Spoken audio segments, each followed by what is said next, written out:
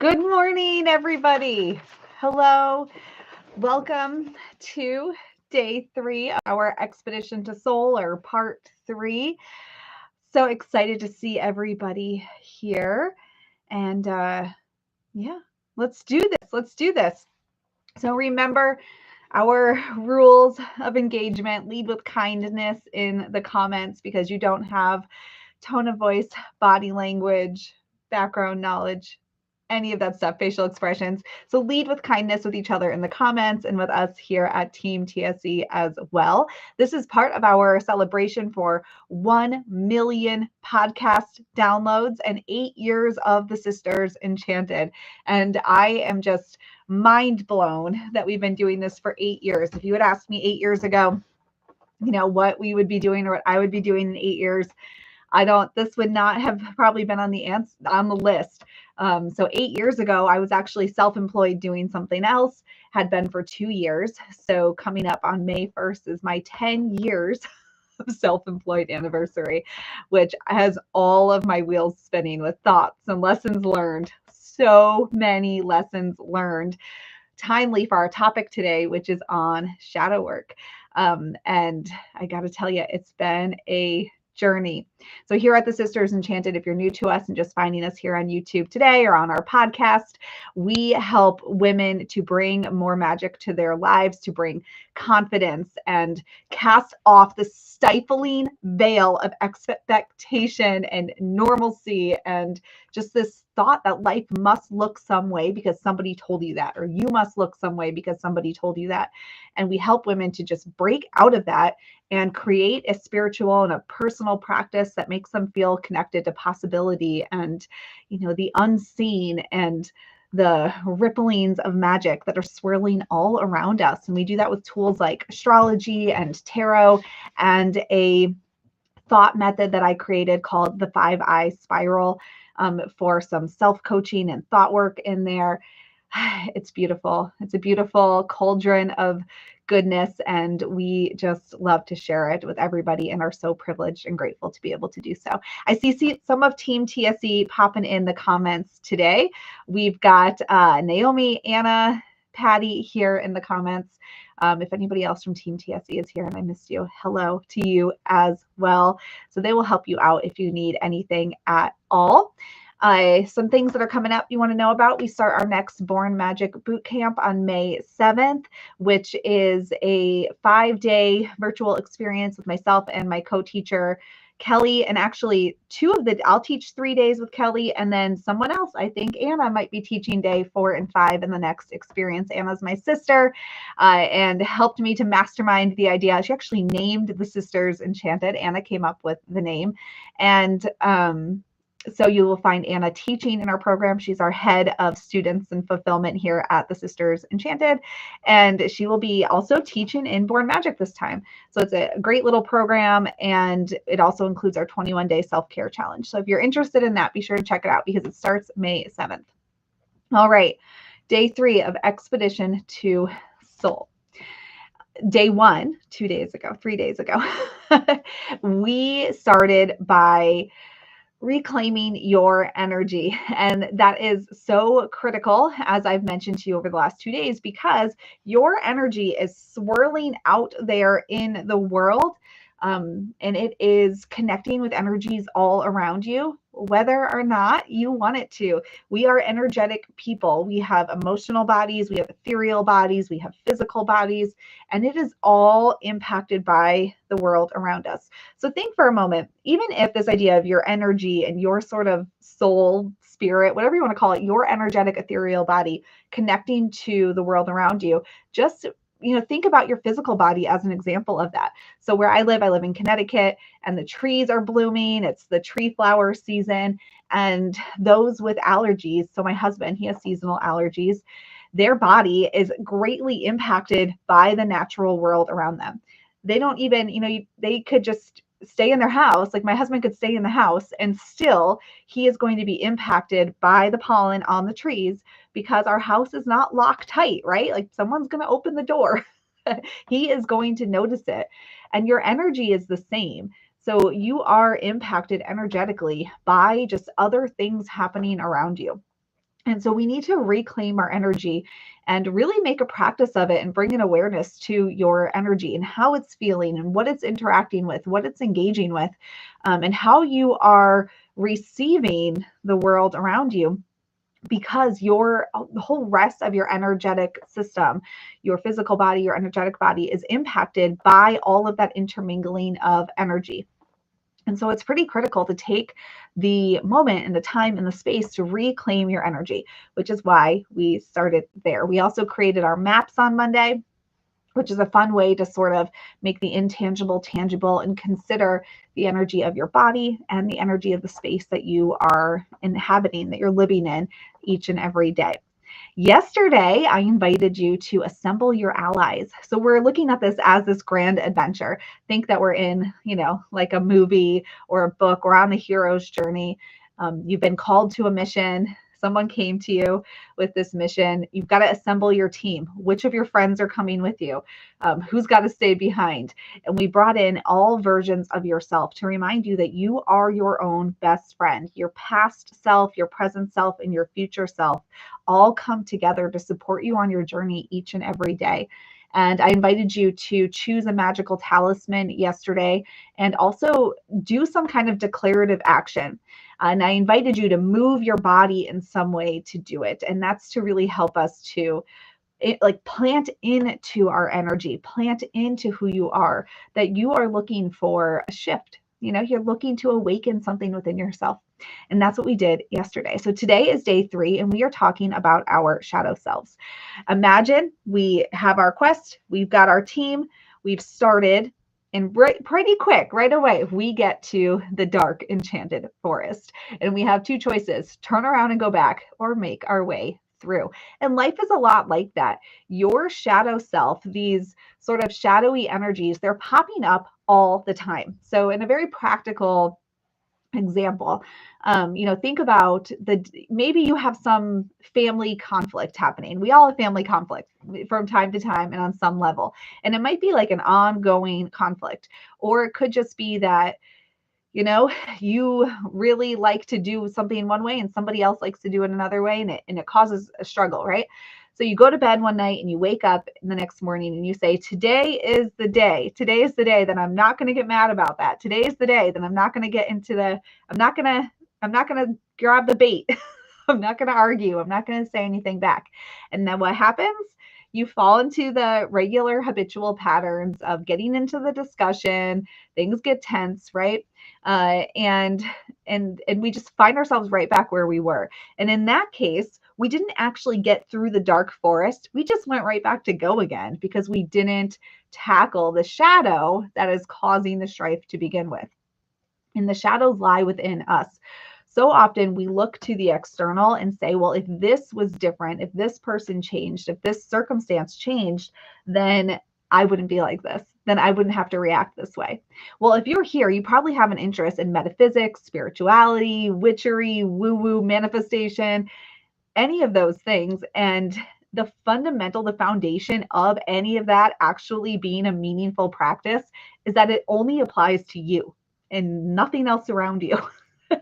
So we've got to look within ourselves and take away that, well, if this external circumstance wasn't like this person, this thing, then everything would be better for me. And that also doesn't mean that some people don't need to change something about themselves. And it doesn't mean that a circumstance is fake and made up and just like, be a light visioner and see the love in everything and make up a new reality. There are very real circumstances that we're put into that we feel like we have no control over. And sometimes we don't. And we still have to figure out, though, then who do we become within the circumstance? Who do we become within the relationship?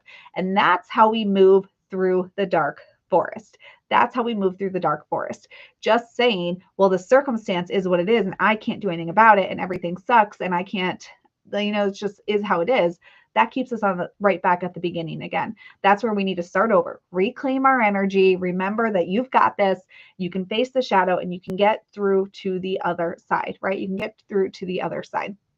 And so that's what we're going to do here today, is talk about this shadow work and how we can keep moving through the forest. And it is a practice. It's obviously a practice for everybody.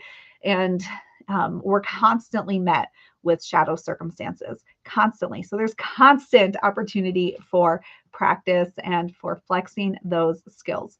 So what is shadow work? Really quick in a nutshell, anytime that you are feeling an emotion around jealousy, guilt, shame, resentment, anger, grief, even like any of these shadowy sorts of things that we paint gray, right? Like a gray rain cloud, any of those, when we feel them, there is a shadow story there to unearth and to explore. Now, that doesn't mean we don't want to feel those ways. I would argue that it's very important to feel these feelings and to say, oh, I feel so angry right now, and to feel how the anger feels in your energy, in your body. Because when you're shoving it down, all you're doing is shoving that shadow down. You're not going through the forest, right? You're going right back to the beginning again. So all of these emotions are important to have. They're part of the human experience. They're part of the beauty of this adventure that we have. And we've been brought here by some miracle into this point in time on this earth. And we get to experience this whole spectrum of living and being, and that is such a gift. And so we don't want to shove down and ignore. That's not what shadow work is. Shadow work is about seeing, when I feel angry, how do I keep myself from being the future self that I want to be? When I feel angry, what do I do that keeps me from being who I want to be tomorrow or an hour from now, right? Who do I want to be when I feel resentful an hour from now, a week from now, a month from now? And how is my resentment keeping me who I was yesterday and not who I want to be tomorrow? That's where we do shadow work. And that's why we do shadow work. There's a misconception, especially once I start talking about it and I bring up examples, there's this misconception that we want to like process and deal with. That's not what shadow work is. Shadow work, that processing and dealing with, that's for therapy. That is not necessarily, depending on your circumstance or your story, what you're doing when you're doing shadow work. Shadow work is really, again, it's this, I am having all of this heightened energy. I'm feeling something. I'm feeling like I'm going to shut down, like I'm going to yell, like I'm going to react. If I do that, I'm just who I was a minute ago, last week, yesterday, not who I want to be tomorrow, right? So I can give you 100 examples of this, like with my life and with my husband. I have an example of this when, for me, a shadow thing that comes up routinely, that still comes up when I was in high school. There was an incident that occurred, and I was bullied mercilessly. So it was one of those things where it wasn't a two sides to one story, right? An incident occurred. The other kid was expelled. So like very clearly something happened. This kid was expelled. And then I was bullied by this person's friends. So after that, the school system really failed me, like really, really failed me in a big way. And so I would go on to get my master's degree in education, to be a teacher. I went to the school, and then I was like, oh my gosh, half these kids are being failed in such a big way. Right? Shadow story repeating itself. I'd start my own business to work with kids, and only to see like parents who were really not helping, like parents who were making things so much worse. And then I felt really bad about that. And now if I see a kid who I perceive, it doesn't mean that I'm right. It just means I am perceiving that they're somehow being failed. My whole body wants to like raise hell and say something and do something. But you know what? That's coming from a shadow place, and it's making me feel a way, and it's making me want to be right, and it's making me want to put what my values onto other people, which doesn't build relationships, and it doesn't actually help anybody in the end. Nobody listens to a person who's screaming. Nobody listens to a person who's screaming. So for me, feeling that and adjusting, what am I feeling? Where is it coming from? Is what I'm about to do and what I want to say actually helpful? Probably not. And I have to think, who do I want to be in this moment? And it's not the shadow me that's trying to escape right now. It's not the shadow me that's like trying to burst out of my heart center. It's the part of me that has to take a moment, do that shadow work, and say, Sarah, this is not about this, like over here on my past. This is about the future. What do we want for the future? Take a breath, reclaim your energy, and let's go down a different path. So when you're doing shadow work, it is this not processing. I'm not processing the thing that happened. I'm just seeing it for what it is. I'm seeing that it's coming up, right? So wherever that is with you, same with my husband. I could feel really resentful and I carried tons of resentment towards him for years, which would cause constant arguments with us. And I had to shift that and understand where that was coming from and how my being so stuck in resentment was causing a horrible afternoon, a horrible tomorrow, a horrible next month, right? And I had to do the shadow work in order to stop the screaming to actually change the relationship. And so shadow work, that's what it's about. How am I feeling? Where is it coming from? Is it getting me where I want to go? And that's going through the forest, having the courage with yourself to say, I can forgive myself for all the other times I've done this. I can forgive these circumstances. It doesn't mean you have to forget them, but I can move past it. They don't have to define me. I don't have to carry the guilt, the shame, the frustration, the story with me every step of the way, every fucking day, and just keep being miserable. You don't have to do that. So that's why we do shadow work. That's why we do shadow work. We want to befriend it because when you befriend your shadow, you can see it. You can brush its hair and you can say, all right, I see you feel that way, but we want to feel a different way. And so we're going to take a different action. We're going to do something different today because we don't have to feel that way, shadow. We don't have to feel that way, and we can shift it. Now, how do you know that, what can you do to do shadow work? One of the things is simply what I just did. I just demonstrated for you. You get the feeling, you see the circumstance, you recognize it, you take a breath, you reclaim your energy, you do something different. Easy peasy, right? Well, some of it takes time. And in my example with my husband, anyway, astrology was really the thing that I used to do shadow work and change and move forward. So I'm going to share with you today a screen share. This is if you have the worksheets or the PDF, it's not really worksheets, it's a PDF. If you have the notes, the PDF for this Expedition to Soul event, then you have this. If you don't have the notes, you had to register to get them. It was free. You can still register, but I'm going to screen share it for you now and make sure I have the right thing. It's going to be small probably because I have a small, I think it's going to show up small bit. And we're going to run through the first way. One of my favorite here is to explore your moon sign. So the moon in astrology, it's one of the things we teach here at the Sisters Enchanted. The moon represents your emotional body. It represents a few things actually, but one of the things that the moon represents is your emotional body and your inner self. So your sun is shining. People see it. People can look at you and say yes, I see that quality in them. It's very I am statement, where your moon is more hidden. And this might be how you react when you feel defensive, when you feel backed into a corner, when you feel like you're not being validated, seen, witnessed. So every single thing that I am going to present you with today, ideas for understanding your shadow self. I'm going to give you some more besides just the moon, have a shadow and a light to them. So it's important to remember every single thing has a shadow and a light to it. And we always get to understand and choose, though, where we're going to be. And we can make that conscious decision to be in a different area.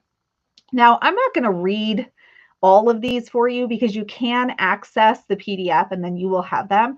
But when you read through them, or if you see them on your screen or grab a screenshot or from the replay or whatever it is you want to do, I'll just give some examples here for you.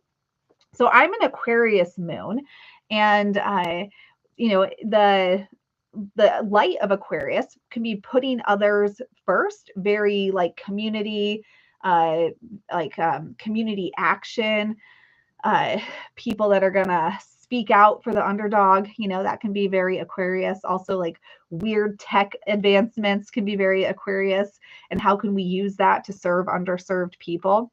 But the other part of Aquarius, though, with that can be a cool emotional detachment, and can be the sense that an Aquarius really thinks that what they're doing is right because they think that there's some higher ethereal reason that just other people don't understand. And so therefore you're obviously right. Now I'm an Aquarius moon. My husband's also an Aquarius moon. We were married under a damn Aquarius moon. So for me, understanding my shadow, how I can detach, I can definitely have a cool detachment, an emotional detachment, if I think I'm right, if I think I've been wronged. So can my husband. This idea that we are right, and you can imagine two people arguing who think they're each definitely right. Never ends well. So knowing that about myself, though, when I feel myself doing the emotional detachment, when I see myself saying sentences over and over again that are completely just like, I am right because my opinion is the correct opinion, then I know that I am moving from a place of shadow because I'm aware of it. I have an awareness of it. And that's where I can pause and I can say, where is this coming from? Why am I doing this? And is what I'm doing right now helping me get where I want to be tomorrow? I have a weird amount of Capricorn people in my life. I'm a Sagittarius, so it's always interesting to me to have all these earthy people around my fire. But I have Capricorn folks, and a Capricorn moon can really build those emotional walls, can also like shut down, close off.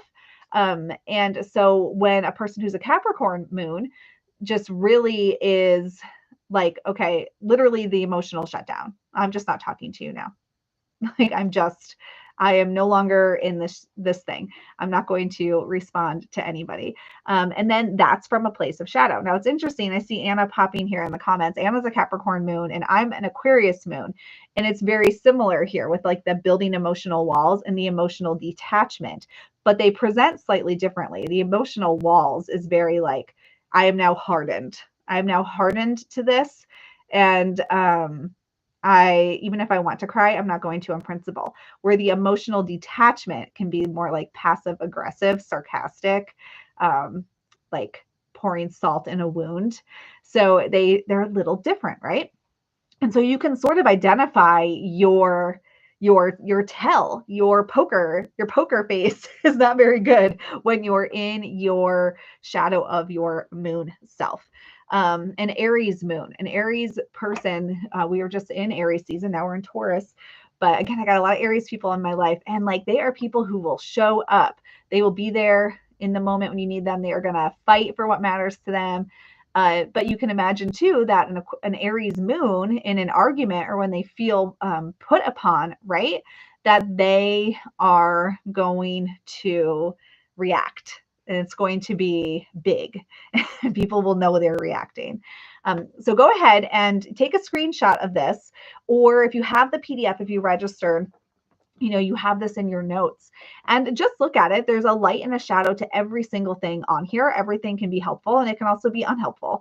But when you are feeling angry, resentful, guilty, ashamed, jealous, any of that, how does this speak to you and your moon? How does this speak to you and your moon? All of these descriptions here. What's really interesting about astrology, and I see some names in the comments here who are in our astrology class. So if you haven't learned this, you will.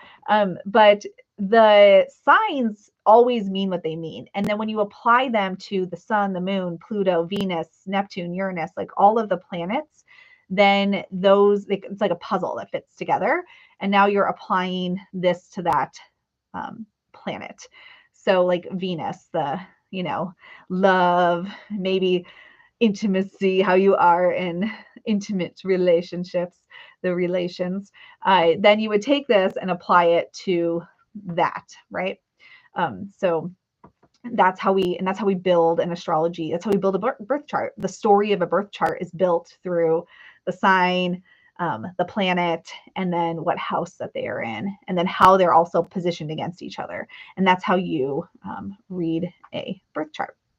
All right, so that's one way, is your moon.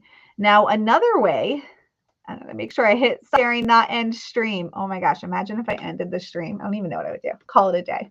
That's what I would do. Send an email and call it a day. Uh, so, and then too, just for, because I see some of the comments that are coming up here too, remember that astrology is a puzzle. So if you look at this, the notes, and you're like, well, I'm a Cancer moon, and that doesn't sound like me. It's possible that there is some other placement in your birth chart that just kind of takes precedence. Like I have 5 planets in Sagittarius.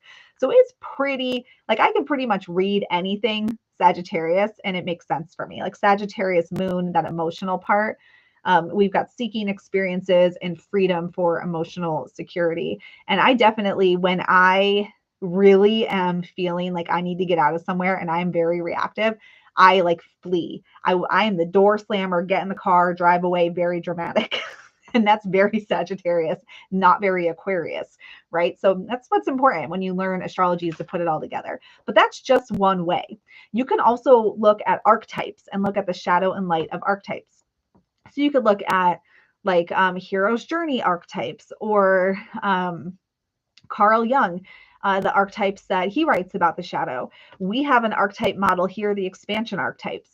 So what's interesting is when you get your expansion archetype from, if you take the quiz, it identifies the one that you're probably in shadow of right now.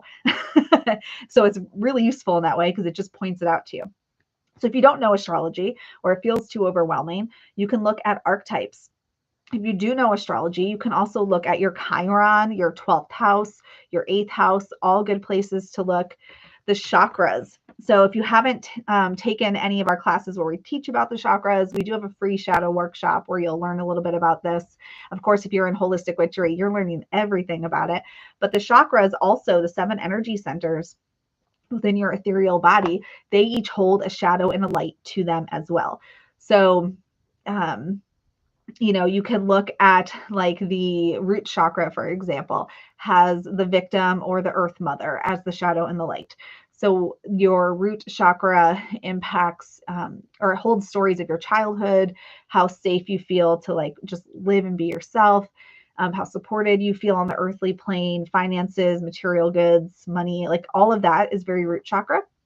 And so if you're in the victim, that's the shadow. If you feel like everything's hard, everyone's against you, nothing ever goes your way, you're in the shadow there, it wouldn't surprise me if you were in the shadow and you felt like a victim and you had a bad relationship with money, or you didn't really like your job, or you're constantly thinking like this thing happened to me 25 years ago, 45 years ago, and therefore like life is like this today.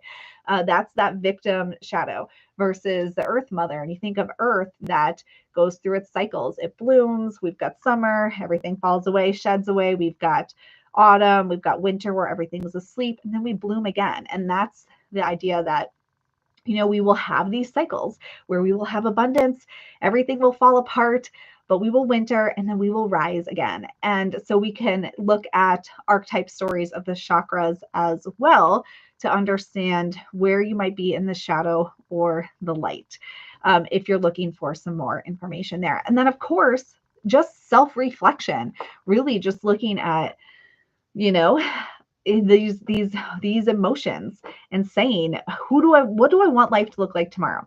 And how does me feeling this way every day and allowing myself to feel this way get me there? Like with my marriage, feeling so resentful and angry all the time. That was not getting me where I wanted to go. And so I had to do something about it. I couldn't change my husband, can't change my house, can't change my life. I had to do work around that and understand, why am I feeling this way? What can I do to feel a different way? And do the shadow work and then change accordingly, right? And then change accordingly, and switch forward. So let me check some of the comments here real quick, and then I'm going to give you your activity to do when we end here today. Somebody asked, how do you know your moon sign? You can pull your birth chart on different free websites. You can also just go to Google and type in moon sign calculator and put in your birth information, and it will, and you'll find it. You will find it.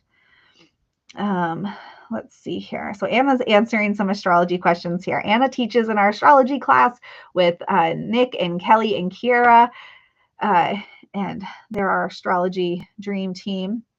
So Vicky's asking, and I think Anna answered here too. Yeah, don't our life experiences make a difference? And Anna's saying experience, opportunities, choices can make a big difference. That's why twins or people with the same birthday can be very different. Yeah, for sure. And I think that what's interesting about that is when we see the differences, and it can be the choice to be in the shadow or the light of it. So remember that everything has a shadow and a light. So my Aquarius moon, I can be very like, oh, people just don't understand. And I know I'm right. They just don't get it. And I can get this like flighty airiness, like above thou with my beliefs, right?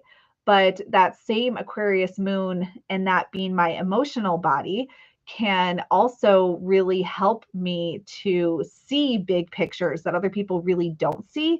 And the part that's the shadow part is how I feel when people aren't validating that I think I'm right, right?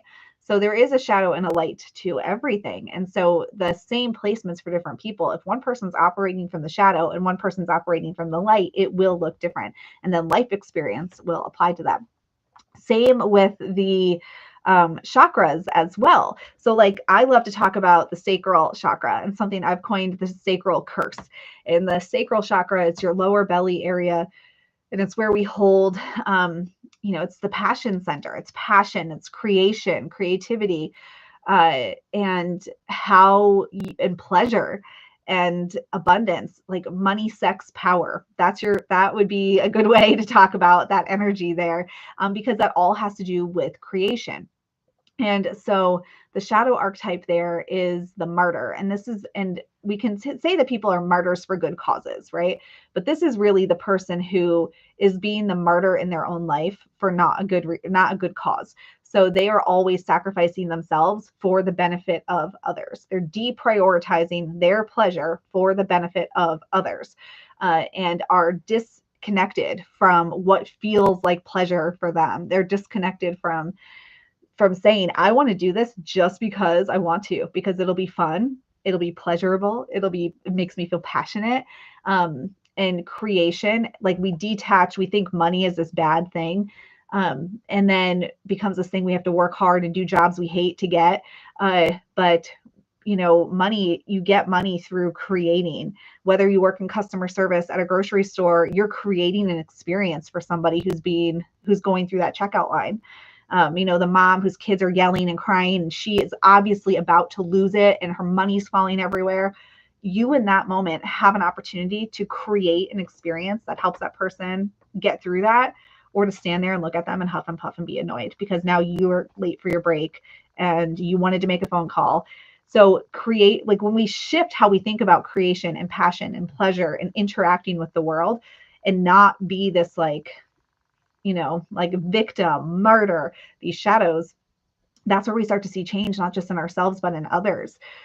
So even outside of astrology, you can look to, like I said, the stories of the energy and see how different people are living within it. So in that experience, you might have two different people who work at the grocery store as a cashier. One of them in that moment says, oh my gosh, this person needs some love right now. And I will be able to make my phone call and I'm going to be okay. I'm still going to get my break, and have the passion and the compassion, where another person is huffing and puffing and making it clear they're frustrated also. And that's being in the shadow or the light of that energy center. So just like the planets and the signs, we can be in the shadow or the light. Your energy, you can be in the shadow of the light of any of those. The archetypes, shadow or light, always. And that's where our shadow work is about us, not about other people. So even in my cashier example, those cashiers, they're making a decision about how they are going to receive a moment, how they are going to react to a moment in time. And then that decision about them has a ripple effect on the world around them. And so I get so many people who come here to us and they're like, but my partner, my kid, my boss, my neighbor, they won't do it. And now I can't do it. And it's miserable. And nothing you're saying is working.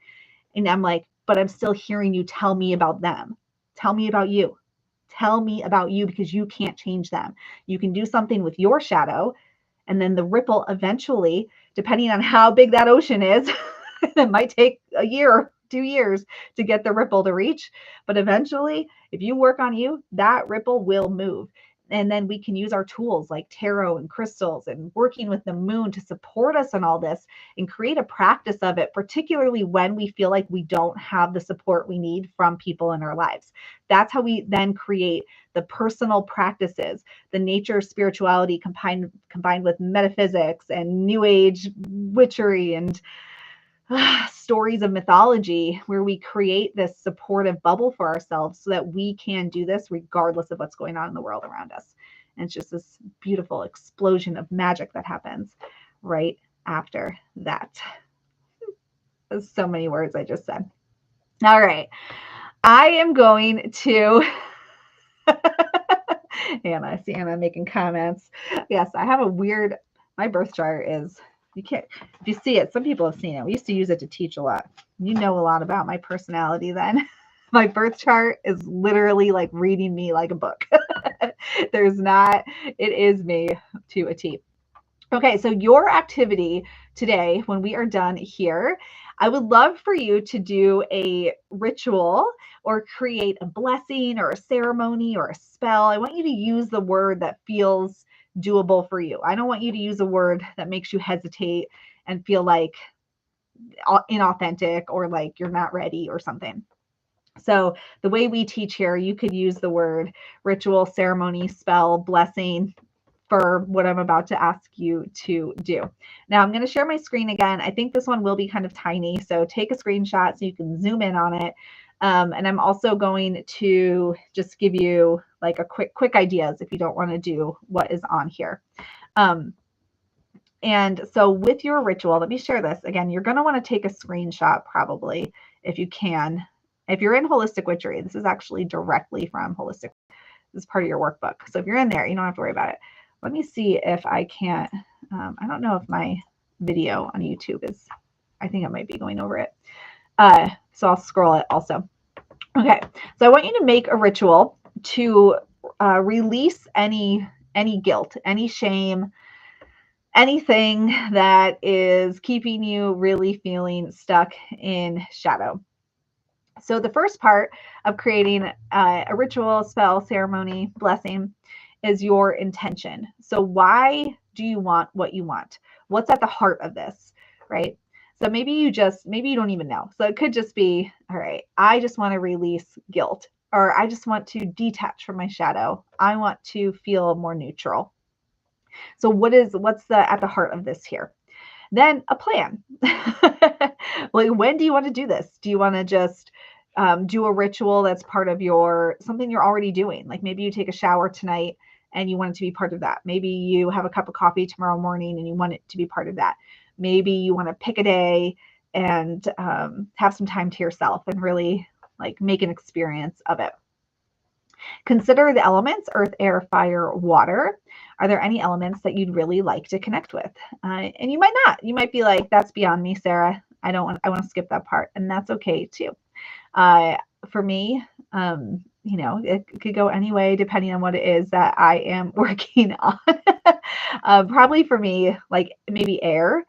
I am an Aquarius moon, which is an air sign. And a lot of my things that show up as shadows have to do with my internal dialogue and thoughts. And that's like the Suit of Swords and tarot and air. So maybe I would do that. Any tools do you want to use, like candles or crystals or anything at all? Again, it can be your cup of coffee in the morning. It could be a playlist while you're taking a shower tonight. The world is your oyster, my friends. So we've got like, why do you want to do this? When? Is there an earthly element, earth, air, fire, water, that you would like to incorporate in some way? Maybe you want to go outside and sit on the earth, shower, water. Coffee, that's earth and water, I think. Tools, any tools you want to use, like a candle, a picture of something, a vision board could be a tool. And then your actual ritual, like what you're going to do. Are there any steps you want to take? A really easy thing many people in our community do pretty regularly: put some cinnamon in their coffee and stir it up with their intention for the day. How do they want to feel that day? Those would be the steps. Put the cinnamon in, stir it up. If you wanted to say, I want to release guilt that I didn't do enough as a daughter, as a mother, as a a wife, like whatever your circumstance is, or just for yourself. I didn't do enough for myself. I didn't speak up for me, and I lost myself in my whole life. Maybe, you want to have light a candle and then do some journaling or listen to your favorite songs and dance by yourself. Those could all be steps that you would take. And then maybe blow the candle out and release that guilt to the universe. I want you to check your belief in what you're doing. Do you believe deep down that you can actually do this, that you can actually release the guilt? It doesn't mean you will in one shot, but do you believe it's possible for you? If you don't believe it's possible for you, you can still do it, but I want you to have a self-check. Do I believe life is possible? That it's possible to not feel guilty in my life? And then take action after you do your thing. So whatever it is that you do, go do something representative of the ritual, the ceremony, or blessing you just had. So if we're releasing guilt for failing our own selves, for whatever you feel guilty about, what would you do after that? Would you go, I don't know, throw away a bag of clothes or donate them that haven't fit you in 5 years, but you hold on to because you feel like you should be that size?